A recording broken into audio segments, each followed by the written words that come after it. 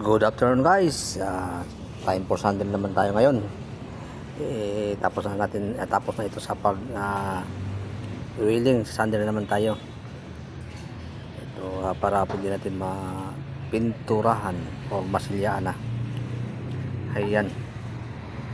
Mga welding yan ang ginamitan ko ng sander guys. Kailangan talaga yan daanan ng welding kasi para hindi mataas pag masiya.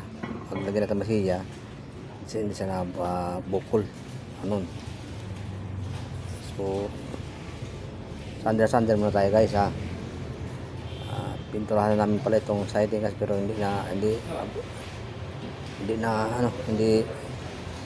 kahit hindi na masyadong maganda. Kasi mura lang, maliit lang budget. Wala lang yung mga yung mapamapan na sa siding, pwede na. Ito yung buong bangga dati kasi yung pula, yung ulo na bangga yata. Ito yun. Ngayon ang kahan na naman ang pinturahan natin.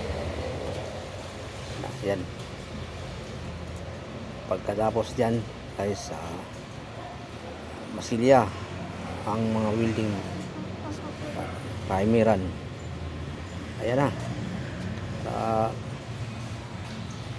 Hindi lang makalawang siya. Palagi pa nag-uulan ngayon, mabasa yung tubig, kalawangin niya agad. Kaya primeran natin pagkatapos ng sander.